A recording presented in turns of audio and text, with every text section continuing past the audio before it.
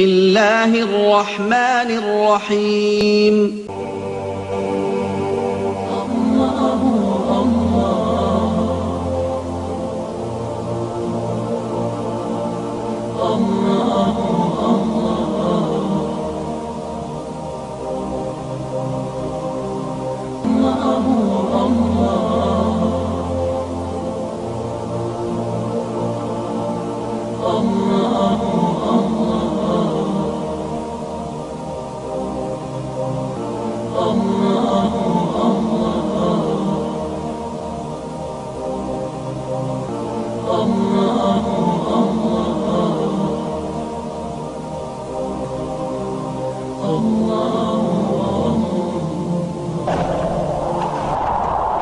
بسم اللہ الرحمن الرحیم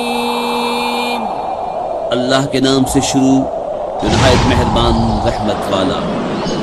اولئک کتب فی قلوبہم الایمان وأیدہم بروح منہ ويدخلهم جنات تجري من تحتها الأنهار خالدين فيها رضي الله عنهم ورضوا عنه۔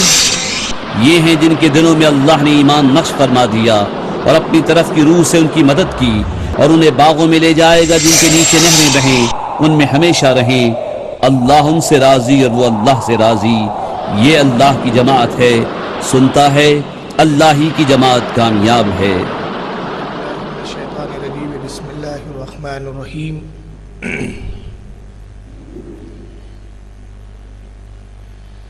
الحمدللہ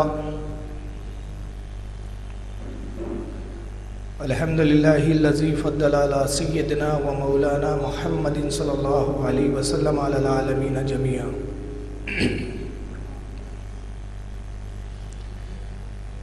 وَأَقَامَهُ يَوْمَ الْقِيَامَةِ لِلْمُذْنِبِينَ الْمُتْلَوِّثِينَ الْخَطَّائِينَ الْحَالِقِينَ شِفِيًّا فصلى الله تبارك وتعالى عليه وعلى كل من هو محبوب ومرضي لديه صلاة تبقى وتدوم بدوام الملك الحي القيوم۔ ونشهد أن لا إله إلا الله وحده لا شريك له، ونشهد أن سيدنا ومولانا محمدا عبده ورسوله بالهدى ودين الحق أرسله۔ فأعوذ بالله من الشيطان الرجيم، بسم الله الرحمن الرحيم۔ قال الله تبارك وتعالى في القرآن المجيد والفرقان الحميد، فاسألوا أهل الذكر إن كنتم لا تعلمون۔ صدق اللہ العظیم۔ ان اللہ ملائکته یصلون علی النبی یا ایھا الذین آمنوا صلوا علیہ وسلموا تسلیما۔ اللہم صل علی سیدنا مولانا محمد وعلی آلہ واصحابہ وبارک وسلم۔ صلاۃ و سلام علیک یا رسول اللہ صلی اللہ تعالی علیہ وسلم۔ وادی رضا کی کوہ ہمالا رضا کا ہے، وادی رضا کی کوئی ہمالا رضا کا ہے، جس سمت دیکھیے وہ علاقہ رضا کا ہے۔ اور پچھلوں نے تو لکھا بہت علم دین پر، پچھلوں نے تو لکھا بہت علم دین پر، جو کچھ ہے اس صدی میں وہ تنہا رضا کا ہے۔ معزز سامعین اکرام، ہم اور آپ آج اس جگہ جو جمع ہوئے ہیں، اس کا مقصد امام عشق و محبت، عظیم البرکت، بالا منزلت اشاہ امام احمد رضا خان فاضل بریلوی رضی اللہ تعالیٰ عنہ کے ذکر خیر مقصود ہے۔ ان کے کچھ تجدیدی کارنامے، ان کے کچھ علم و فنون پر گفتگو۔ آج ہم اپنے امام کی فضائل بھی سننے کے لیے جمع ہوئے ہیں، اور ان کے علوم جدیدہ پر کیا مہارت تھی۔ علوم دینیہ پر تو وہ مہارت تامہ رکھتے ہی تھے، مگر ساتھ ہی علوم جدیدہ ماڈرن سائنس پر ان کی کیا مہارت تھی، آج کی اس بزم میں ہم اس چیز کا جائزہ لینے کے لیے جمع ہوئے ہیں، اور جیسا کہ جلسے کا اعلان ہو چکا ہے اور اعلانات کے ذریعے آپ سماعت فرما چکے کہ آج کا عنوان خطابت جو مجھے دیا گیا ہے وہ ہے امام احمد رضا ماہر علوم جدیدہ۔ ماڈرن علوم جو ہوتے ہیں، ماڈرن سائنس جو ہے، اس پر اعلیٰ حضرت نے کیا کچھ لکھا اور کیا کہا میں آپ کے سامنے بیان کروں۔ اس سے پہلے میں 3 حدیثیں آپ کے روبرو آپ کو سنانا چاہتا ہوں، جس میں آپ دیکھیں گے کہ عالم دین کی فضیلت اور عالم دین کا مقام اللہ اور رسول کے نزدیک کتنا بلند و بالا ہے۔ چنانچہ آئیے سب سے پہلے میں عالم دین کی فضیلت کے تعلق سے مشکوٰۃ شریف کی ایک حدیث سناؤں۔ یہ مشکوٰۃ شریف کی حدیث ہے۔ چنانچہ مشکوٰۃ شریف کی بڑی مشہور حدیث ہے، جس کو امام ترمذی نے سنن ترمذی میں اور ابن ماجہ نے سنن ابن ماجہ میں، امام ابن ماجہ نے بھی اس کو نقل کیا ہے، اور بھی متعدد محدثین نے نقل کیا۔ چنانچہ صاحب مشکوٰۃ ترمذی اور ابن ماجہ کی حوالے سے حدیث پاک کو نقل کرتے ہیں۔ یہ مشکوٰۃ شریف کی جلد اول اور اس کا باب ہے، علم کے بیان میں یہ باب ہے، کتاب العلم کی حدیث ہے۔ چنانچہ حدیث نمبر 205 پہ حضرت صاحب مشکوٰۃ کہتے ہیں کہ عن ابن عباس، حضرت ابن عباس رضی اللہ تعالیٰ عنہ سے روایت ہے، قالا، وہ کہتے ہیں، قال رسول اللہ صلی اللہ علیہ وسلم، کہ اللہ کے نبی نے ارشاد فرمایا، فقیہ واحد اشد علی الشیطان من 1000 عابد۔ اللہ کے نبی نے فرمایا کہ اے لوگو، میری امت کا جو ایک عالم ہوتا ہے، ایک فقیہ ہوتا ہے، اس کی فضیلت ایسی ہے کہ وہ عابد کے مقابلے میں شیطان پر 1000 درجے 1000 عابدوں سے زیادہ بھاری ہوتا ہے۔ یعنی شیطان جتنا 1000 عابدوں سے نہیں ڈرتا، اس کے مقابلے میں وہ ایک عالم سے اتنا زیادہ ڈرتا ہے۔ یہ 1000 عابد مل کر شیطان کے مکر و فریب کا وہ سدباب نہیں کر سکتے جو میری امت کا ایک عالم کرتا ہے۔ دوسرے لفظوں میں اللہ کے نبی صلی اللہ علیہ وسلم ارشاد فرما رہے ہیں کہ میری امت کے 1000 عابد ایک طرف ہوں کہ جو دن رات عبادت کرتے ہو، اور دوسری طرف میری امت کا ایک عالم دین ہو، تو میری امت کے عالم کو ایسی فضیلت حاصل ہے جو 1000 عابدوں پر بھاری ہوتی ہے۔ تو یہ عالم کی فضیلت کی ایک حدیث۔ اس کے علاوہ یہ بخاری شریف کی حدیث ہے، اور امام بخاری نے اس کو جلد اول میں کتاب العلم میں اس حدیث کو بیان کیا ہے۔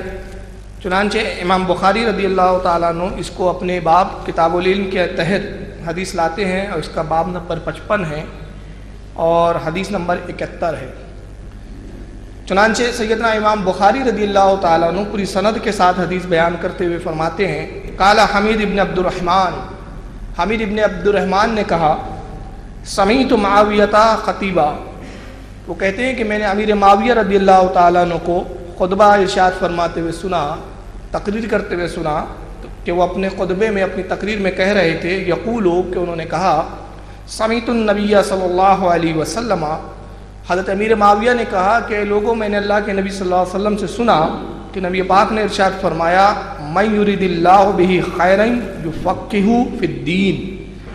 اللہ کے نبی نے ارشاد فرمایا کہ اللہ تعالیٰ جب کسی سے بھلائی کا ارادہ چاہتا ہے، اللہ تعالیٰ کسی سے کو پسند فرما لیتا ہے، کسی سے بھلائی چاہتا ہے، تو اللہ کے نبی فرماتے ہیں کہ اس شخص کو اللہ تعالیٰ امت میں فقیہ بنا دیتا ہے۔ فقیہ مطلب جلیل و قدر عالم بنا دیتا ہے، ایسا عالم کہ جو علم کی گہرائیوں میں سوچتا ہے اور علم کے نئے نئے گوشے لوگوں کے سامنے پیش کرتا ہے، فقیہ بنا دیتا ہے۔ اور اس کے بعد پھر اللہ کے نبی کہتے ہیں، وَإِنَّمَا أَنَا قَاسِمٌ وَاللَّهُ يُؤْتِي، اور میں بانٹنے والا ہوں اور اللہ خزانوں کا مالک ہے۔ یہاں نبی پاک صلی اللہ علیہ وسلم علم کے ساتھ اپنے آپ کو جو قاسم فرما رہے ہیں اور اللہ کو خزانے کا مالک اور اپنے آپ کو بانٹنے والا فرما رہے ہیں، تو مطلب دوسرے لفظوں میں اللہ کے نبی فرما رہے ہیں کہ علم تو اللہ تعالیٰ کی پیدا کردہ چیز ہے، اس کا خالق اللہ ہے علم کا، مگر وہ خزانہ ہے اللہ رب العزت کا، اور میں بانٹنے والا ہوں۔ گویا اب جس کو بھی علم چاہیے اس کو میرے ہی در پر آنا ضروری ہے، مجھے سے اس کو علم حاصل کرنا ہے۔ تو یہاں حدیث میں عالم کی فضیلت یہ پتہ چلی کہ نبی پاک صلی اللہ علیہ وسلم جو علم کی خیرات بانٹ رہے ہیں، اس کا لینے والا عالم دین فقیہ ہوتا ہے۔ آئیے تفسیر ابن کبیر کے حوالے سے میں ایک حدیث پیش کر دوں۔ علامہ فخر الدین رازی رحمۃ اللہ تعالیٰ علیہ جو بہت جلیل و قدر مفسر ہے، قرآن شریف کی تفسیر فرمائی انہوں نے، حضرت امام فخر الدین رازی نے حدیث پاک نقل کی کہ نبی پاک صلی اللہ علیہ وسلم ارشاد فرماتے ہیں نوم العالم عبادت، اللہ کے نبی نے فرمایا کہ عالم کا سونا بھی عبادت ہے، اور دوسری حدیث میں ہے کہ عالم جب سوتا ہے تو وہ بھی اس کی عبادت ہے، اور عابد بغیر علم کے جو عبادت کرتا ہے اس کی عبادت کوئی کام کی نہیں ہوتی۔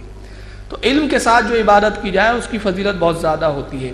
تو اللہ کے نبی فرماتے ہیں نوم العالمی عبادہ، جو عالم سو جائے اس کا سونا بھی عبادت ہے، وَمُذَاكَرَتُهُ تَسْبِيحٌ، اور جب وہ دین کی گفتگو کرتا ہے، دین پر بات کرتا ہے، تو نبی پاک فرماتے ہیں اس کا دین پر بات کرنا یہ تسبیح کرنے کے برابر ثواب میں لکھا جاتا ہے۔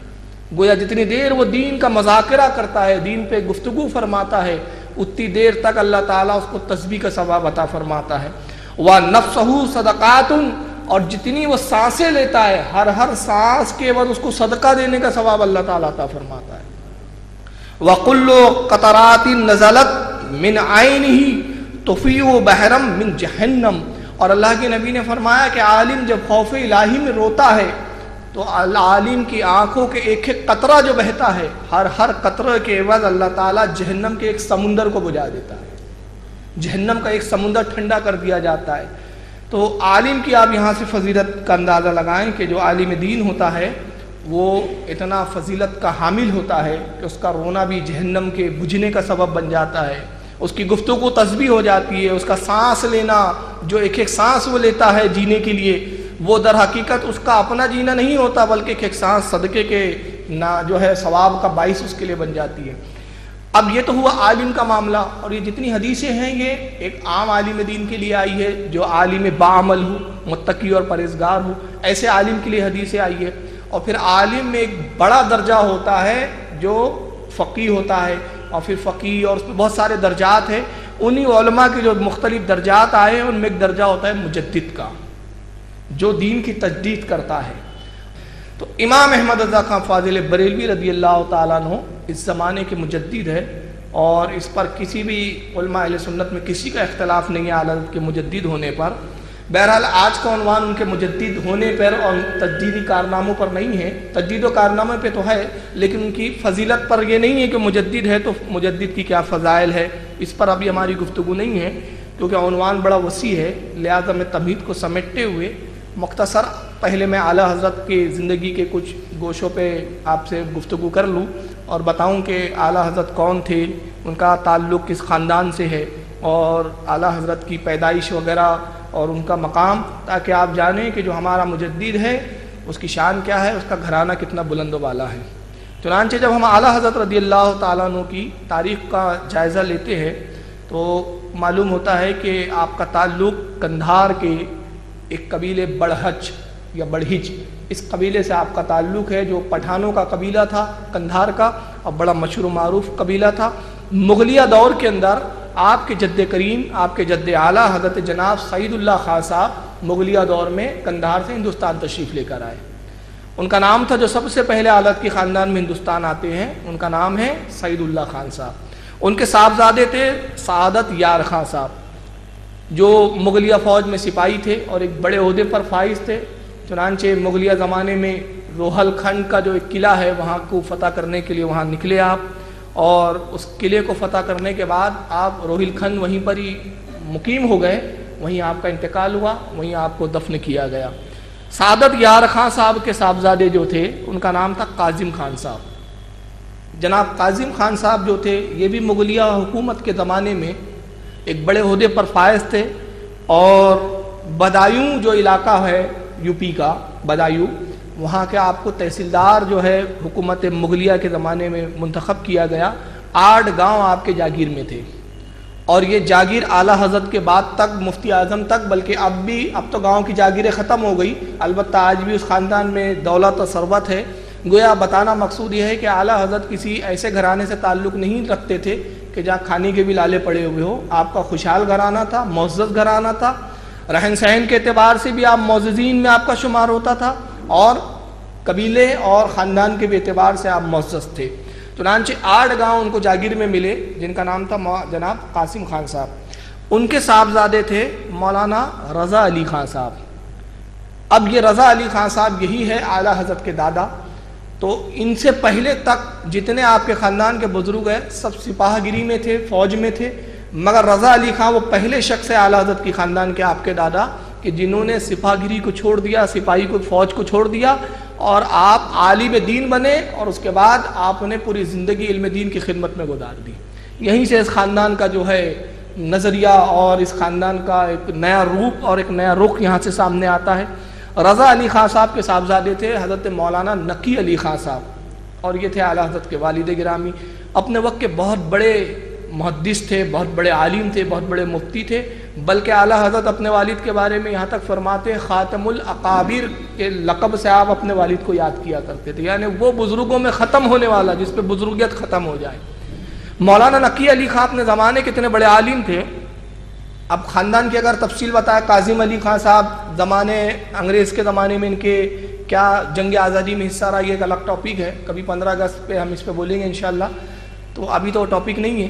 بہرحال میں اتنا بتا دوں کہ مولانا نقی علی خان انگریزوں کے خلاف آپ نے جہاد بھی کیا ہے، آپ کے والد مولانا رضا علی خان نے بھی اور مولانا نقی علی خان نے بھی، اور زمانے میں آپ نے کتابیں بھی متعدد لکھی، 30 کتابیں آپ کی جو ہے پائی جاتی ہے، جن میں سے چند چھپ چکی ہے اور ابھی بہت ساری کچھ چھپنا باقی ہے۔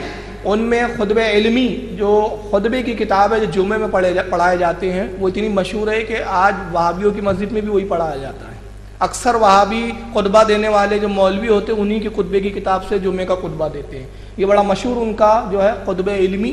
اس کے علاوہ آپ کی تفسیر سورہ علم نشرہ، شہادت حسین کے تعلق سے جب بیان ہوا تھا اس میں وہ کتاب بھی میں دکھا چکا ہوں کہ سورہ علم نشرہ کی تفسیر مولانا نقی علی خان علیہ رحمہ نے فرمائی، جو تقریباً 485 یا 90 صفحات کے پر مشتمل ہے۔ ایک چھوٹے سے سورت کی اتنی تفصیل ہے، یہاں موجود ہے، دیکھیے رکھی ہوئی بھی ہے۔ اس کے علاوہ آپ کی کتاب ہے سرور القلوب بے ذکر المحبوب، جو نبی پاک صلی اللہ علیہ وسلم کی فضیلت پر آپ نے لکھی ہے، بھی یہاں موجود ہے۔ میں ساتھ میں اس لیے لایا ہوں تاکہ یہ دکھا بھی دوں آپ کو کہ یہ کتابیں آج چھپتی ہے، اس کو آپ پڑھیں اور اس کو جانیں۔ یہ نہیں ہے کہ ہم کہہ دیتے ہیں کہ کتابیں لکھی تو اب وہ پائی نہیں جاتی ہے، اور لوگ کہتے ہیں کہ یار یہ لوگ بریلوی لوگ صرف بتاتے ہیں اور کتابیں کو چھپتی ہے ہی نہیں، ان کے یہاں ہی نہیں، تو ہم ظاہر کر دیتا ہوں کہ کتابیں چھپ چکی ہے بہت ساری۔ یہ سرور القلوب مولانا نقی علی خان کی۔ اس کے بعد ایک اور مشہور کتاب ہے آپ کی جس کا نام ہے جواہر البیان فی اسرار الارکان۔ یہ نماز کے ارکان میں کیا حکمت ہے، رکوع میں کیا حکمت ہے، سجدے میں کیا حکمتیں ہیں، ان تمام حکمتوں پہ مولانا نقی علی خان نے کتاب کو ترتیب دیا ہے۔ تو اس طرح اور بہت ساری کتابیں آپ کی ملتی ہے، جس میں سے ایک کتاب بڑی مشہور اور ہے جس پہ اعلیٰ حضرت کا حاشیہ بھی ہے، جس کا نام ہے فضل العلم والعلماء، جو علماء دین اور علم کی فضیلت پر آپ نے لکھا ہے۔ تو اس طرح تقریباً 30 کتابیں مولانا نقی علی خان کی پائی جاتی ہے۔ انہی کے علمی ماحول میں اور علمی گھرانے میں اعلیٰ حضرت کی ولادت 14 جون 1856 عیسوی مطابق 10 شوال 1272 ہجری کو آپ کی ولادت ہوئی۔ سن عیسوی آپ کا 1856 اور سن ہجری 1272، اتوار کا دن آپ کی ولادت ہوئی۔ آپ کا نام محمد رکھا گیا اور تاریخی نام آپ کا المختار، اور دادا نے احمد رضا رکھا۔ اور اعلیٰ حضرت کی جو سب سے بڑی اور خاص بات ہے وہ یہ ہے کہ علم ابجد کے اعتبار سے ایک علم ہوتا ہے علم ابجد کا، جس میں حروفوں کے عدد نکالے جاتے ہیں۔ تو علم ابجد کے اعتبار سے قرآن عظیم کی جس آیت کریمہ سے آپ کی تاریخ ولادت نکلتی ہے وہ آیت کریمہ سورہ مجادلہ کی آخری آیت، جس میں اللہ تعالیٰ ارشاد فرماتا ہے اولئک کتب فی قلوبہم الایمان وایدہم بروح منہ۔ اللہ ارشاد فرماتا ہے کہ یہ وہ لوگ ہیں کہ جن کے دلوں پر اللہ نے ایمان کو نقش کر دیا ہے۔ یہ قرآن عظیم کی آیت کا اولئک کتب فی قلوبہم الایمان وایدہم بروح منہ، یہ وہ لوگ ہیں کہ جن کے دلوں پر اللہ نے ایمان نقش کر دیا اور مقدس روح جبریل سے ان کو مدد کی، جبریل کو ان کا مددگار بنا دیا۔ اس آیت کے جب عدد نکالے جاتے ہیں وہ ہوتے ہیں 1272، اور یہی ہے اعلیٰ حضرت کی تاریخ ولادت 1272۔ گویا 1272 اس آیت کریمہ کے عدد اور اعلیٰ حضرت کی تاریخ ولادت 1272 یہ بتا رہی ہے کہ جب آپ جس تاریخ اور جس سن میں پیدا ہوتے ہیں، تاریخ ولادت نہیں، تاریخ سن، میں ولادت کہہ رہا ہوں، معافی چاہتا ہوں، ولادت سن جو ہے آپ کا سن جو ہجری ہے وہ 1272، اور آیت کریمہ 1272 یہ بتا رہی ہے کہ یہ پیدا ہونے والا وقت کا وہ عالم دین ہے کہ جو پیدا ہوا تبھی سے اللہ نے اس سے پہلے ہی اس کی تقدیر میں ایمان کو نقش فرما دیا اور ایسا صاحب ایمان بنایا کہ دوسروں کے ایمان کا تحفظ کرنے والا بن گیا. کروڑوں قیامت تک کے ایمان کے جو ہے ڈاکوؤں سے مسلمانوں کے ایمان کا اس نے تحفظ کر دیا. تو یہ اعلیٰ حضرت کی ایک فضیلت ہے. بچپنے کی عادت و اطوار کے تعلق سے جہاں بڑی لمبی طویل گفتگو ہے، مختصر میں بتا دوں کہ آپ بچپنے سے ہی علمی ذوق و شوق کے جو ہے دلدادہ تھے. پڑھنا اور پڑھانا یہ آپ کا مشغلہ تھا، کبھی کھیل خود میں حصہ نہیں لیتے تھے. چنانچہ آپ کے سوانح نگاہ اور خاص شاگرد جن کا نام حضرت علامہ ظفر الدین بہاری ملک العلماء جنہیں کہا جاتا ہے، انہوں نے اعلیٰ حضرت کی سوانح حیات پر ایک ضخیم کتاب جو 3 جلدوں میں اب چھپ چکی ہے جس کا نام ہے حیات اعلیٰ حضرت. اس کے علاوہ اعلیٰ حضرت کے بھتیجے مولانا حسنین رضا خان صاحب علیہ رحمہ جو حضور سبطین میاں کے والد گرامی ہیں، ان کی ایک کتاب ہے سیرت اعلیٰ حضرت. یہ تمام کتابیں جو آپ کی سیرتوں پہ لکھی گئی، آپ کے حالات زندگی پر اور سوانح پر لکھی گئی، ان تمام کتابوں میں مصنفین لکھتے ہیں کہ آپ کا عالم یہ تھا کہ کبھی کھیل کود میں آپ حصہ نہیں لیا کرتے تھے. پتنگ بازی کا آپ کو شوق نہیں تھا. اس زمانے بریلی میں پتنگ بڑی کثرت سے اڑائی جاتی تھی. آج بھی بریلی کا منجا بڑا مشہور ہے، محاوروں میں استعمال ہوتا ہے کہ بریلی کا منجا ہے یہ. مگر عالم یہ ہوتا ہے کہ آپ کے گھر میں اگر پتنگ کٹ کر بھی آ جاتی تو آپ اس پتنگ کو اٹھاتے اور والد گرامی کے پلنگ کے نیچے رکھ دیتے. آپ کے والد مولانا نقی علی خان علیہ رحمہ آتے، دیکھتے پتنگ نیچے رکھی ہے، فرماتے کس نے رکھا؟ تو کہا جاتا یہ امن میاں نے رکھا. آپ کا گھر میں لاڑ کا نام جو آپ کی والدہ پکارتی تھی وہ امن میاں کہہ کے پکارتی تھی. تو آپ کے والد مسکرا کے کہتے ہاں امن میاں کو کھیل کود سے مشغلہ ہے ہی کہاں، انہیں تو پڑھنے پڑھانے کا شوق ہے، شاید یہ پتنگ ہمارے لیے اڑانے کے لیے چھوڑ گئے ہیں. تو پتنگ بھی آپ جو ہے بچپنے میں نہیں اڑاتے تھے، کھیل کود میں حصہ نہیں لیتے تھے. صرف آپ کا مشغلہ کیا تھا؟ کتابوں کی ورگردانی. کتابیں آپ کثرت سے پڑھا کرتے تھے. اور عالم یہ تھا بچپنے میں ہی جب آپ اپنے استاد سے پڑھ رہے تھے، تقریباً 3-3.5 سال کی عمر ہوں گی اعلیٰ حضرت کی، تو استاد محترم بچوں کو پڑھا رہے ہیں کہ تب یہ ایک بچے کا جو ہے داخلہ ہوتا ہے، اندر بچہ آتا ہے. تو بچے نے سلام کیا، السلام علیکم. تو زمانے میں ایک لکھنوی تہذیب بڑی غالب تھی جس کو لکھنوی تہذیب کہتے تھے. حالانکہ لکھنوی تہذیب کیا، وہ اسلام کی تہذیب کے خلاف تہذیب تھی. تو اس میں جو انداز ہوتا تھا آداب، یہ سلام کیجیے. اور آج میں ایک بات بتاؤں آپ کو کہ ہم نے اسلام کی تہذیب چھوڑ کے ہم بھی اپنی نئی نئی تہذیبیں بنا رہے. اب ایک نیا لایا ہے ہم نے، السلام علیکم. یہ تو رسول اللہ کی سنت ہے، اور اللہ کے نبی نے ارشاد فرمایا کہ جب بندہ ایک مسلمان دوسرے مسلمان کو کہتا ہے السلام علیکم تو اللہ تعالیٰ 10 نیکی عطا فرماتا ہے، اور جو جواب دیتا ہے اس کو 1 نیکی عطا فرماتا ہے. اور یہ نبی پاک کی سنت ہے، یہ مصنون ہے. ہم نے مصنون چیز کو چھوڑا اور اپنی طرف سے خدا حافظ ایک نیا چیز لا دیا، جبکہ اس کی اسلام میں کوئی اصل نہیں ہے. تو اس سے بچنا چاہیے. یہ سب جو ہے مطلب فیشن کا معاملہ آ گیا ہے آج کل. تو خدا حافظ یہ سلام نہیں ہے، بلکہ مصنون سلام کیا ہے، سنت کیا ہے جس پہ ثواب کا وعدہ کیا گیا ہے، وہ السلام علیکم. تو استاد کو جب وہ بچے نے سلام کیا السلام علیکم، تو لکھنوی تہذیب کے ماحول کا اس وقت حالت تھی، تو جواب استاد نے فرمایا جیتے رہو. تو اعلیٰ حضرت استاد سے عرض کرتے ہیں، چھوٹی سی عمر ہے، ننھی سی عمر میں کہتے ہیں حضور یہ تو جواب نہ ہوا سلام کا. تو استاد نے کہا پھر اس کا جواب کیا ہے؟ کہا اس کا جواب وعلیکم السلام ہے. جیتے رہو یہ کون سا جواب ہے؟ استاد نے اعلیٰ حضرت کی پیشانی کو بوسہ دیا، کہا صاحبزادے آپ ہمیں نہیں سکھاتے ہیں، ہم آپ کو نہیں سکھاتے ہیں، بلکہ آپ ہماری اصلاح کرتے ہیں. تو یہ بچپنے کا عالم تھا اعلیٰ حضرت کا کہ بچپنے میں بھی آپ جو غیر مصنون چیزیں آپ کی نگاہوں کے سامنے آتی، غیر شرعی چیزیں آتی، تو آپ اس پہ فوراً تنبیہ فرمایا دیا کرتے، چاہے وہ استاد ہو، چاہے عام لوگ ہو یا آپ کے ساتھی ہو. تو یہ اعلیٰ حضرت کی مطلب جو ہے ایک عادت ثانیہ تھی اصلاح کرنا. گویا قدرت نہیں عادت ثانیہ بنا دی تھی کہ اصلاح معاشرہ. اعلیٰ حضرت نے ابتدائی تعلیم گھر پر ہی حاصل کی. اپنے والد گرامی سے سب سے پہلے انہوں نے پڑھا، اور زیادہ تر کتابیں اعلیٰ حضرت نے اپنے والد سے ہی پڑھی. اور کتنے علوم پر آپ کو مہارت تھی میں بھی اعلیٰ کی ہی جملوں میں بتاؤں گا. مولانا نقی علی خان سے آپ نے پڑھا، اور اعلیٰ حضرت کی آپ شان دیکھیے کہ جب 4 سال کی عمر تھی آپ کی، تو 4 سال کی عمر میں اعلیٰ حضرت نے قرآن کریم ناظرہ ختم فرما دیا تھا. اور اس کے بعد 6 سال کی جب عمر ہوئی آپ کی، 6 سال کا بچہ ہمارے یہاں بات بھی نہیں کر پاتا ڈھنگ سے، مگر اعلیٰ حضرت کی شان یہ ہے کہ 6 سال کی عمر میں جشن عید میلاد النبی کے موقع پر 2.25 گھنٹے رسول اللہ کی سیرت اور فضیلت پر آپ نے تقریر فرمائی۔ 6 سال کی عمر میں آپ نے سب سے پہلے قوم کو خطاب کیا، جس میں بڑے بڑے جید علماء موجود تھے، اور اعلیٰ حضرت کی انہوں نے تقریر کو سماعت کیا اور خوب سراہا۔ 8 سال کی جب عمر ہوتی ہے اعلیٰ حضرت کی، 8 سال کی عمر میں اعلیٰ حضرت نے سب سے پہلی کتاب لکھی، اور وہ کتاب اردو زبان میں نہیں تھی، ہندی میں نہیں تھی، بلکہ وہ کیا تھی؟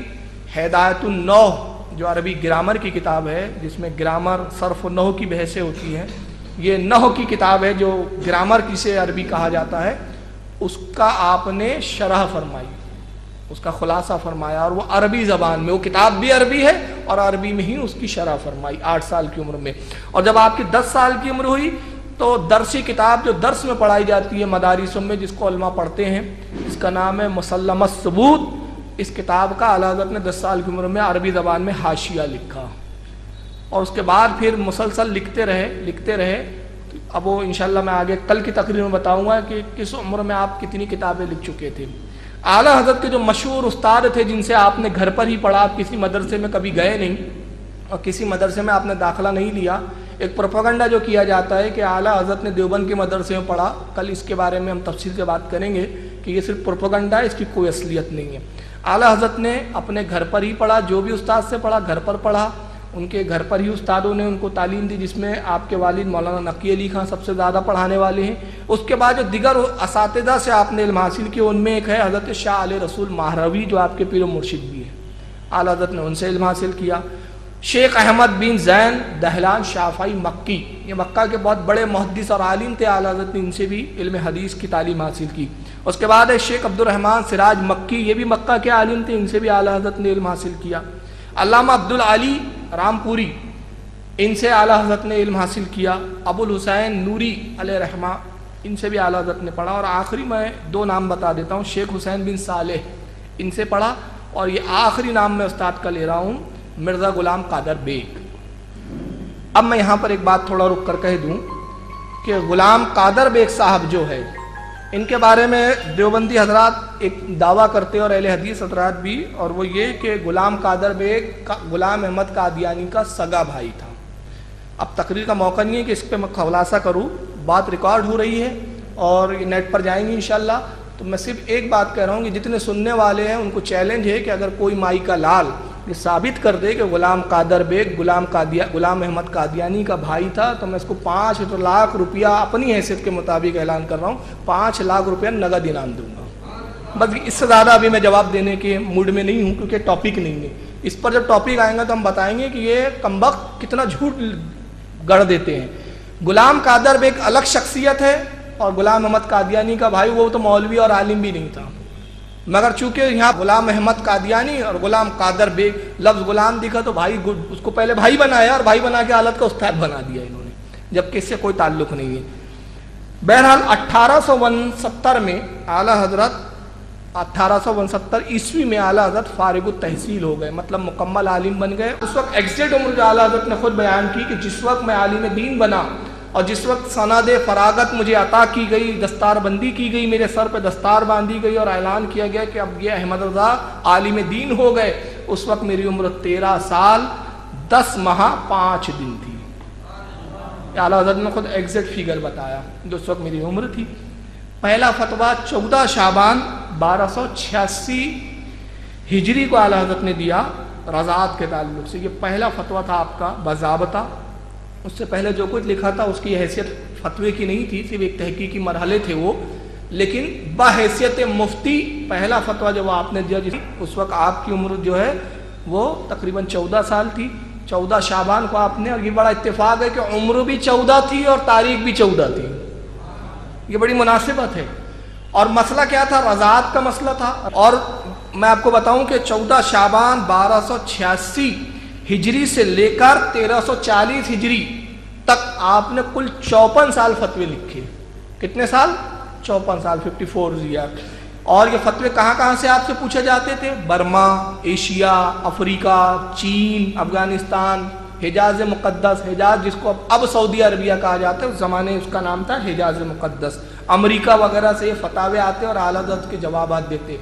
خود آپ کے ایک شاگرد حضور محدث اعظم ہند رحمۃ اللہ تعالیٰ علیہ، جو جن کا نام سید محمد ہے، محدث اعظم ہند کچوچوی، فرماتے ہیں کہ ایک ایک وقت میں 500 بھی فتوے آپ کے پاس جمع ہو جایا کرتے تھے، اور افریقہ سے تو اتنے سوالات آتے تھے کہ ایک سال کے، جو صرف ایک سال میں افریقہ سے جو آپ سے سوالات پوچھے گئے، تو آپ کے شاگردوں نے خواہش کی کہ حضور ان فتووں کے جو جوابات آپ دیتے اس کو جمع فرما دیجئے تاکہ ایک کتاب بن جائے ایک فتوے کی۔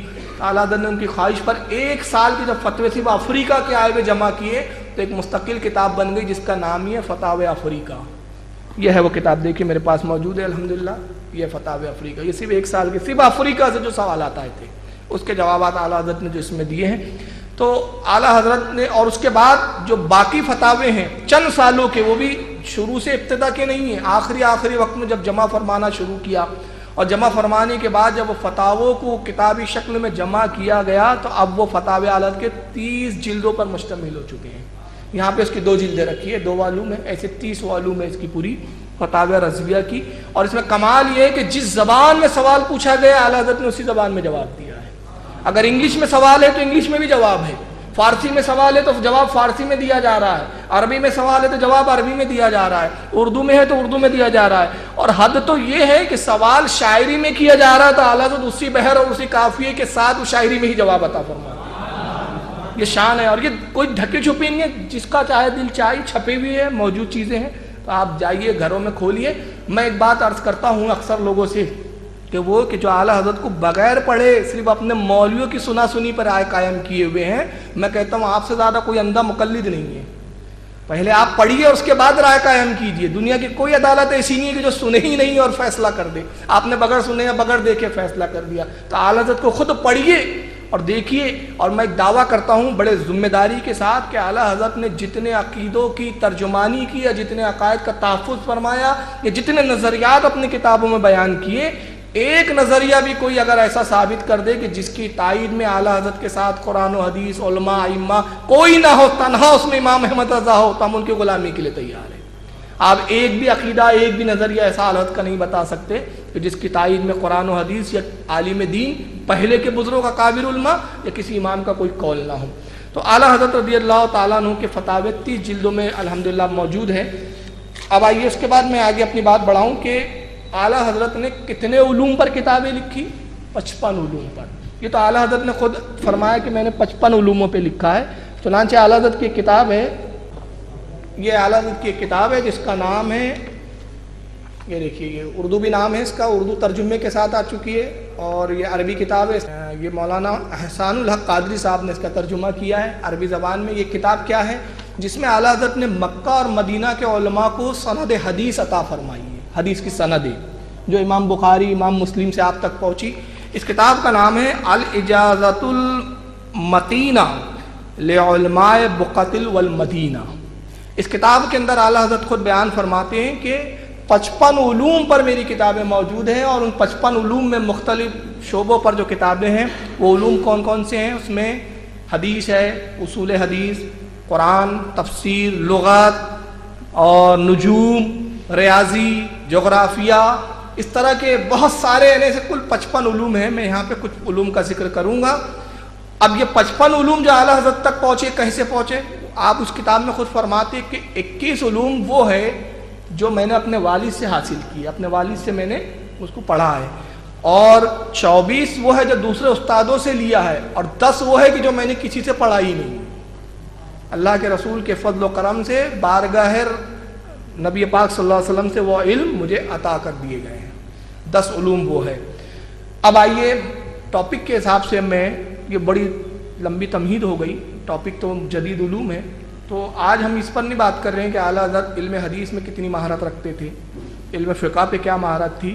آج تو ہمیں یہ دیکھنا ہے کہ اعلیٰ حضرت اپنے وقت کے بہت بڑے سائنسداں بھی تھے، بہت بڑے مفکر بھی تھے، بہت بڑے مدبر بھی تھے، بہت بڑے اپنے وقت کے طبیب بھی تھے۔ چنانچہ اعلیٰ حضرت نے جو ماڈرن علوم پر جو کتابیں لکھی، تو وہ کتابوں کے وجود ایسے ہوئی کہ جہاں پر ماڈرن علوم کے پڑھنے اور پڑھانے والوں کی بات رک جاتی یا سمجھ سے ان کے معاملہ ختم ہو جاتا، یا جہاں ان کی سمجھ ختم ہو جاتی وہاں سے اعلیٰ حضرت کے علم کی ابتدا ہوتی ہے۔ چنانچہ اس سے سب سے پہلے میں آپ سے عرض کرتا چلوں کہ حیات اعلیٰ حضرت جو اعلیٰ حضرت کے شاگرد مولانا علامہ ظفر الدین بہاری علیہ رحمہ کی لکھی، اس میں فرماتے ہیں کہ ڈاکٹر سر ضیاء الدین احمد صاحب اس زمانے کے بہت بڑے ریاضی کے ماہر تھے، میتھمیٹکس کے، آرتھمیٹک کے بہت بڑے اسکالر تھے وہ اپنے دور کے، یورپ سے پڑھ کر آئے تھے، اور اس زمانے میں اعلیٰ حضرت کے دور میں علی گڑھ یونیورسٹی کے وائس چانسلر تھے وہ. تو ریاضی کے نئے نئے مسائل اور نئے نئے پرابلمس یہ سالو کرتے رہتے تھے. اچھا، ان کے بارے میں ایک بات بتاؤں، سر ضیاء الدین کی جو بایوگرافی چھپی ہے اس پہ سر ضیاء الدین خود کہتے ہیں کہ جب میں نے میٹرک کا ایگزام دیا تھا تو میتھمیٹکس کا ایک پرچہ میرے سامنے آیا، تو اس میں فیثاغورس نے اس کو حل کرنے کے 2 طریقے بتائے تھے. اس پرابلم کو سالو کرنے کے 2 طریقے تھے میتھمیٹکس کے. سر ضیاء الدین کہتے ہیں کہ میں نے ذہن دوڑایا اور تیسرا طریقہ میں نے اس میں اور لکھ دیا جو کہ سوال میں نہیں تھا، وہ ان کا اپنا تھا. جب ایگزامینر نے ان کا پرچہ چیک کیا تو اس پہ لکھ دیا کہ ایگزام دینے والا اتنا زیادہ ہوشیار ہے جتنا ایگزام لینے والا نہیں ہے. اور اس وقت ان کو ایک اسپیشل ایوارڈ دیا گیا تھا اس لیے کہ انہوں نے وہ مسئلہ جو ہے پرابلم سالو کرنے کا جو تیسرا طریقہ ایجاد کیا تھا اس کے موجد اس کے ایجاد کرنے والے سر ضیاء الدین تھے. میٹرک کے اندر اتنے ذہین تھے، یورپ میں جا کے پڑھا، آکسفورڈ یونیورسٹی میں پڑھا، اور اس کے بعد جب وہ پڑھ کر ڈاکٹر اور پی ایچ ڈی کر کے میتھمیٹکس پر ہندوستان آئے تو علی گڑھ یونیورسٹی کے وائس چانسلر کے عہدے پر فائز ہوئے. تو ایک دور میں ایک وقت میں وہ ایک مسئلے کا بارے میں وہ تحقیق کر رہے تھے، ریاضی کا مسئلہ تھا میتھمیٹکس کا. ایک جگہ ان کی گاڑی رک گئی جا کے. اب جب گاڑی رک گئی تو بڑے پریشان ہوئے، بہت سوچتے رہے، حل نہیں نکلا. چنانچہ انہوں نے اس پرابلم کو اخباروں میں شائع کر دیا اور اعلان کیا کہ اس پرابلم کو میتھمیٹکس کے جو ماہرین ہیں ان سے گزارش ہے کہ اس کو حل کریں. مگر کچھ دن گزر گئے، کسی نے بھی اس پر کوئی جواب نہیں بھیجا. بہت لوگوں نے کوشش کی لیکن جواب کسی کے سمجھ میں نہیں آیا. آخر میں یہ ہوا کہ سر ضیاء الدین صاحب نے طے کیا کہ میں جرمن جاؤں گا، کہ جرمن میں اس فن کے بہت بڑے بڑے ماہر ہیں جو میتھمیٹکس کے ریاضی کے بہت جاننے والے ہیں، ان کے سامنے پرابلم رکھوں گا.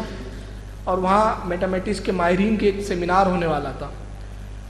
تو علی گڑھ یونیورسٹی میں شعبہ دینیات کا بھی ایک سبجیکٹ ہوتا تھا، عربی بھی ہے. اس کے جو ناظم تھے، اس کے جو چیف تھے، ان کا نام تھا سید سلیمان اشرف قادری رضوی صاحب، اور یہ تھے اعلیٰ حضرت کے مرید. اعلیٰ حضرت کے مرید تھے اور علی گڑھ یونیورسٹی کے پروفیسر تھے، اور ان کی سر ضیاء الدین احمد صاحب سے دوستانہ تعلقات بھی تھے، اور یہ تو وائس چانسلر تھے تو کام پڑتا تھا ان سے. جب ان کو پتا چلا کہ سر ضیاء الدین صاحب، سر کا خطاب بھی تھا ان کو، اور یہ بہت بڑا عہدہ ہوتا تھا اس وقت، بہت بڑا خطاب ہوتا تھا، یہ جرمن جانے والے، تو انہوں نے کہا کہ آپ جرمن کیوں چلتے ہیں، چلیے میرے پیر و مرشد کی بارگاہ میں ان کا حل نکل آئے گا. تو انہوں نے کہا میاں یہ کوئی جو مسئلہ ہے یہ کوئی علم دین کا نہیں ہے، یہ حدیث اور قرآن کا مسئلہ نہیں ہے، یہ میتھمیٹکس کا مسئلہ ہے، علم ریاضی کا مسئلہ ہے، اور اس کو ایک مولوی کیا سمجھ سکے. کہا آپ چلیے. تو جب آپ جرمن جانے کے لیے تیار ہے تو بریلی تو بہت قریب ہے. جب بہت اصرار کیا تو نتیجہ یہ ہوا کہ ان کے کہنے پر، سید سلیمان اشرف صاحب کی ضد کرنے پر، یہ بریلی جانے کے لیے تیار ہو گئے. بریلی شریف پہنچے تو اذان ہو رہی تھی، نماز کا وقت ہو چکا تھا. اعلیٰ حضرت اپنی مسجد میں نماز کے لیے تشریف لا چکے تھے. سر ضیاء الدین صاحب سے ملاقات ہوئی اور عصر کا وقت تھا. اعلیٰ حضرت نے سنت ادا کی اور بیٹھ گئے. سر ضیاء الدین صاحب قریب پہنچے، سلام کیا، اور نماز میں، فرض نماز میں بھی وقت تھا. تو سید سلیمان اشرف جو آپ کے مرید تھے اور خلیفہ بھی تھے، انہوں نے کہا حضور یہ ایک مسئلے کے لیے آئے، نماز کے بعد ملاقات کریں گے، حضور وقت عطا فرما دیجیے. حضرت نے فرمایا کیا مسئلہ ہے؟ تو کہتے حضور مسئلہ بڑا پیچیدہ ہے، بڑے بڑے میتھمیٹکس کے ماہرین اس کو حل نہ کر سکے، تو اطمینان سے آپ اس کو دیکھیں، غور کریں، اس کے بعد پھر کچھ دن آپ چاہیں تو لے لیں اور آپ پھر اس کو حل کر کے بتا دیں. حضرت فرماتے ہیں کہ آپ تھوڑا سرسری تو بتائیے. کہا حضور ایسا مسئلہ ہے نہیں کہ میں فی البدیہہ سرسری بتا دوں. اللہ نے کہا کہ ابھی نماز فرض کے لیے وقت ہے، کچھ تو بتا ہی دیجیے. تو نے کہا اچھا ٹھیک ہے حضرت. انہوں نے کاغذ نکالی، اپنی جیب سے نکالا، پہ قلم نکالی، اور اس کے بعد مسئلہ لکھنے لگے. کہا کہ یہ ایسا ایسا پرابلم ہے اور یہاں میں جا کے رک گیا ہوں، اس کے آگے مجھے نہیں سوجھ رہا ہے. اعلیٰ حضرت انہی سے قلم لیتے ہیں اور اس کے بعد فی البدیہہ فوراً وہاں پر آپ اس کا حل لکھ دیتے ہیں. فرماتے ہیں یہ لیجئے صاحب، یہ آپ کا حل ہے. سر ضیاء الدین نے جیسے دیکھا چونک گئے، حیرت زدہ رہ گئے، بے ساختہ. فرماتے ہیں کہ آج تک علم لدنی کا میں نے سنا تھا، آج اپنی آنکھوں سے دیکھ لیا ہے. علم لدنی کیا ہوتا ہے؟ یہ وہ علم جو اللہ کی جانب، من جانب اللہ عطا کیا جاتا ہے، کسی کو پڑھایا اور سکھایا نہیں جا سکتا. یہ وہ علم ہے جو من جانب اللہ کی جانب سے عطا ہوا. تو میں نے تو سنا تھا کہ بزرگان دین کو، اولیاء کو اور انبیاء کو علم لدنی عطا ہوتا ہے، صرف سنتا آیا تھا، آج اپنی آنکھوں سے دیکھ لیا ہے. اور اس کے بعد سر ضیاء الدین نے ایک بات کہی جو سنہری حروفوں سے لکھے جانے کے قابل ہے. تو وہ کہتے ہیں کہ حضرت فیسا غورس اگر آج زندہ ہوتا اور آپ کی علم ریاضی اور میتھمیٹکس پہ مہارت دیکھتا تو آپ کی شاگردی پہ فخر کرتا. اعلیٰ حضرت نے اپنی کچھ کتابیں میتھمیٹکس پہ جو لکھی تھی ان کو بتائی تو حیرت زدہ رہ گئے سر ضیاء الدین اور کہتے ہیں حضور آپ نے کس یونیورسٹی سے پڑھا ہے؟ حضرت فرماتے ہیں یونیورسٹی، ہم نے تو یونیورسٹی کیا اسکول کی بھی شکل و صورت نہیں دیکھی. جب میں اپنے والد سے پڑھتا تھا تو والد صاحب نے کہا کہ جمع وضع مائنس ملٹی پلائی یہ پڑھاتے تھے اور میرے والد گرامی فرماتے تھے اس پہ زیادہ محنت کرنے کی ضرورت نہیں ہے، تمہیں تو علم حدیث علم تفسیر پہ زیادہ محنت کرنی چاہیے. یہ وضع تقسیم کے جو مسئلے ہیں یہ بس یوں تھوڑا بہت پڑھ لو، اللہ نے چاہا تو اپنے حبیب کے صدقے میں بارگاہ رسول سے تمہیں خود علم عطا کر دیا جائے گا. میرے والد کا صحیح ہوا کہا اور یہ جو کچھ آپ دیکھ رہے ہیں یہ سب رسول اللہ کی عطا ہے. اعلیٰ حضرت نے چند کتابیں دکھائی، سر ضیاء الدین احمد بڑے متاثر ہوئے اور متاثر ہی نہیں ہوئے بلکہ اعلیٰ حضرت سے وہاں مرید ہو گئے. اعلیٰ حضرت نے اس فن پر جو کتابیں لکھی اس میں سے چند چھپی ہے جن میں سے دو یا تین میرے پاس ہے، میں ان میں سے کچھ کے نام سنا دیتا ہوں. تقریباً اعلیٰ حضرت کی اس فن پر بہت ساری کتابیں ہیں اور اس کی تفصیلات علماء نے بیان کی ہے. ایک کتاب ہے اعلیٰ حضرت کی جو فارسی زبان میں اعلیٰ حضرت نے لکھا ہے میتھمیٹکس پر، اس کا نام ہے المانی والمجلی، فارسی زبان میں ہے. دوسرا رسالہ ہے رسالہ در علم مثلث، اور تیسرا ایک رسالہ ہے زاویۃ و اختلاف المنظر. چوتھا ایک رسالہ ہے رسالہ در علم لاگرثم. لاگرثم جو ہوتا ہے یہ جو طلبہ میتھمیٹکس کے جانتے ہیں، آج تو لاگ جو ہے وہ ریڈی میڈ مل جاتا ہے مگر اعلیٰ حضرت کے زمانے میں ملتا نہیں. اعلیٰ حضرت وہ ہے کہ اتنے پوائنٹ کا اتنا لاگ کیوں کیسے آیا، اس پر بھی اعلیٰ حضرت نے اصول و ضابطے لکھے. فتاوی رضیہ وغیرہ میں بھی اس کے بہت سارے فتاوے مل جاتے ہیں. چنانچہ اعلیٰ حضرت کا عالم یہ تھا کہ آپ صرف دین ہی کے نہیں بلکہ دنیاوی علوم کے بھی ماہر نظر آتے ہیں، اور ایسے ماہر کہ جو علوم پر جس فن پر لوگ یورپ جا کے خاک چھانتے ہیں، اعلیٰ حضرت بریلی کی اپنی سرزمین پر اپنے کمرے میں بیٹھ کے اس علم پر وہ مہارتیں حاصل کرتے ہیں کہ ماہرین علوم کو کہنا پڑتا ہے کہ میتھمیٹکس پہ آپ کی وہ مہارت ہے کہ اگر آج فیصد غورث ہوتا تو آپ کی شاگردی پہ وہ فخر کرتا. یہ اعلیٰ حضرت کا علم و فنون تھا. اعلیٰ حضرت کا سائنس کے تعلق سے علم فلکیات جس کو ہم کہتے ہیں، جس میں سیاروں کا علم حاصل کیا جاتا ہے، ستاروں کی گردشوں پہ گفتگو کی جاتی ہے، اس پر بہت زیادہ مہارت تھی اعلیٰ حضرت کی. تو اس تعلق سے اعلیٰ حضرت کی چند کتابیں یہاں ہے. میں آپ کو بتاؤں کہ امریکی سائنسداں تھا اس زمانے میں جس کا نام تھا پروفیسر البرٹ ایف پورٹا. کیا نام تھا؟ Professor Albert F Porta. یہ امریکہ کا بہت مشہور سائنسداں تھا. مشیگن یونیورسٹی جو امریکہ کی ہے وہاں کا چیف تھا اس زمانے میں، اور بڑے بڑے سائنسداں اس زمانے میں اس کے شاگرد ہوا کرتے تھے، پڑھاتا تھا وہ یونیورسٹی میں. اس نے ایک پیشن گوئی کی اس زمانے میں جب اعلیٰ حضرت حیات تھے، ان کا ہم عصر ہی ہے. اس نے پیشن گوئی یہ کی کہ 17 دسمبر 1919 کو ڈیٹ کے ساتھ، جیسے آج بھی بہت سارے سائنسداں پیشن گوئیاں کرتے ہیں، کہتا 17 دسمبر 1919 کو سورج کے پاس کچھ سیارے جمع ہو جائیں گے اور سورج کی کشش اور ان سیاروں کی اپنی کچھ کششیں یہ سورج پر اثر انداز ہوں گی. نتیجہ یہ ہوگا کہ سورج میں بہت بڑا چھید ہو جائے گا، ہو سکتا ہے کہ کچھ اس کے اجزاء ٹوٹ کر گرے، اس سے دنیا کے یہ فلاں یہ ملک جو ہے وہ تباہ و برباد ہو جائیں گے. اس نے پیشن گوئی کی. جب اس نے پیشن گوئی کی اور اس کے دلائل دیے تو اس زمانے کے بہت سارے سائنسداں جو امریکہ کے تھے اس کا انہوں نے ان کی حامی لائی تاکہ یہ پیشن گوئی بالکل درست ہے اور یہ ہو کر رہنے والا ہے. اب نتیجہ یہ ہوا کہ اس وقت اخبارات میں خبر چھپی تو باقی پور جو انڈیا کا ایک شہر ہے، وہاں سے ایک اخبار نکلتا تھا جس کا نام تھا ایکسپریس. وہ اخبار میں خبر چھپی. اعلیٰ حضرت اس اخبار کا مطالعہ بھی فرمایا کرتے تھے، جو اس بات کی دلیل ہے کہ حالات حاضرہ میں کیا ہو رہا ہے اس پر بھی امام کی نظر تھی. اور امام وہ ہوتا ہے کہ جو حالات حاضرہ کی گردشوں پہ نگاہیں رکھتا ہے. اب یہاں پر ایک سوال یہ پیدا ہوتا ہے کہ حالانکہ یہ دین کا تو مسئلہ تھا نہیں، مگر دیکھیے اعلیٰ حضرت کو اللہ تعالیٰ نے کیسا علوم عطا فرمایا تھا. جب اس نے 17 دسمبر 1919 اور ڈیٹ کے ساتھ کہا تو اعلیٰ حضرت کا خود اپنا ایک اخبار نکلتا تھا بریلی شریف سے جس کا نام تھا الرضا. اعلیٰ حضرت نے اپنے اخبار میں قسط وار اس کا رد لکھا اور رد کر کے وہ کتاب چھوٹی سی میرے پاس تھی، گم ہو گئی، لیکن وہ رسالہ فتاوی رضویہ میں ہے تو میں ابھی اس میں سے دکھا دوں گا آپ کو. وہ کتاب مستقل تھی مگر وہ پتہ نہیں کس نے چرا لیا لے کے گیا اللہ جانے، تو کتاب ہی نہیں ہے ابھی میرے پاس. لیکن بہرحال فتاوی رضویہ میں وہ رسالہ ہے تو اس میں بھی موجود ہے وہ چیز. تو فتاوی رضویہ میں بھی اس کو شامل کیا گیا. اس میں اعلیٰ حضرت نے باقاعدہ ڈائیگراموں سے بتایا کہ سورج کی کتنے ڈگری پہ اس وقت سورج ہوں گا اور دوسرے سیاروں کی کہاں کہاں کون کون سی پوزیشن ہوں گی, اور ایسا کوئی واقعہ ہونا ہی نہیں ہے. جب یہ خبر چھپی اعلیٰ حضرت کے اخبار الرضا میں, اور پھر اس پر باقاعدہ ایک کتاب پھر ترتیب دی اعلیٰ حضرت نے کہ ایسا کچھ نہیں ہوگا, البرٹ ایپوٹا کی پیشن گوئی غلط ہے, اور اس کی کیا خامیاں ہیں. اب آپ بڑے تعجب کریں گے, 17 دلیلوں سے رد کیا اعلیٰ حضرت نے اس کا. اب یہاں بھی اتفاق دیکھیے, اس نے پیشن گوئی کی تھی 17 دسمبر کو یہ واقعہ ہوگا, اعلیٰ حضرت 17 ہی دلیلوں سے اس کا رد کر رہے ہیں. یہاں بھی ایک مناسبت ہے اعلیٰ حضرت کے. میں نے یہ جب دیکھا تو میرے ذہن میں خیال آیا کہ شاید اعلیٰ حضرت اس کے 17 دسمبر کی دھجیہ اڑانا مقصود تھا. اگر وہ 30 دسمبر بولتا تو شاید 30 دلیلیں عطا فرماتے, لیکن وہ 17 دسمبر کا معاملہ تھا. اب اس کتاب کا نام ہے کیا ہے جو اعلیٰ حضرت نے اس وقت لکھی تھی اور جو چھپی, اس کا نام ہے معین مبین بحر دور شمس و سکون زمین. یہ کتاب کا نام ہے. دیکھیے کتاب ہے فتاوی رضویہ شریف کی, اس وقت 27ویں جلد کے اندر وہ رسالہ پورا موجود ہے.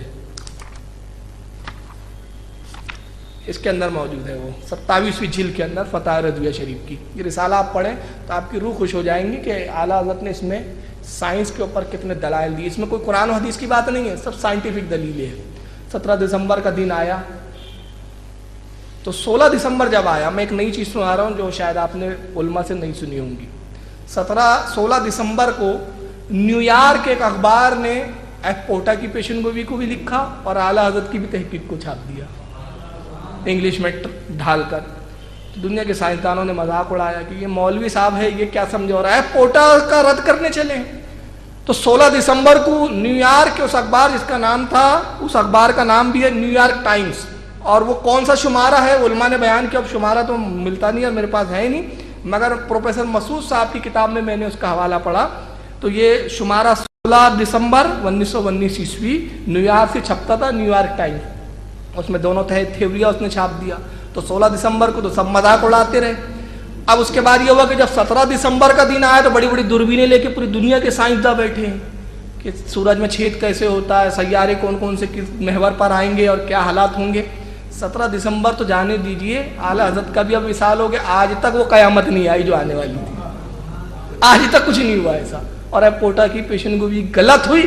18 دسمبر کو جب نیو یارک ٹائم چھپا تو اس میں اعلیٰ حضرت کی تعریف تھی کہ یہی صحیح ہے, مولانا کا ہی قول جو ہے صحیح تھا.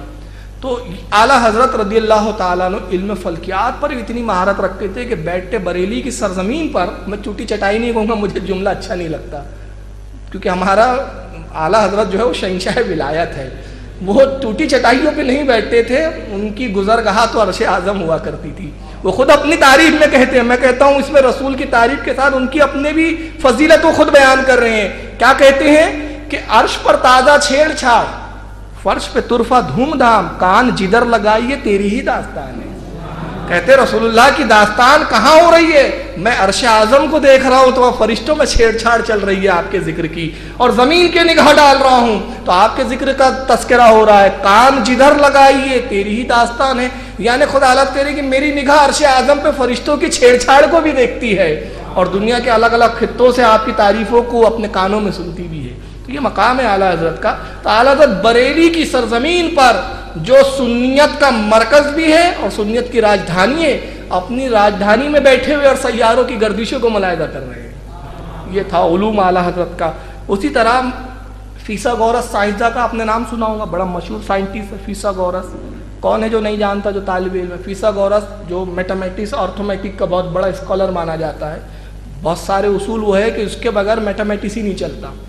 فیثاغورس پہلا سائنسداں ہے جس نے نظریہ قائم کیا کہ زمین گردش کرتی ہے, زمین گردش کرتی ہے. اس زمانے میں فیثاغورس کو چرچ نے سزا بھی دی, کیونکہ خود عیسائی کتابوں میں دنیا کے جتنے مذاہب ہیں سب کا کہنا ہے کہ زمین ساکن رکی ہوئی ہے, کوئی مذہب اس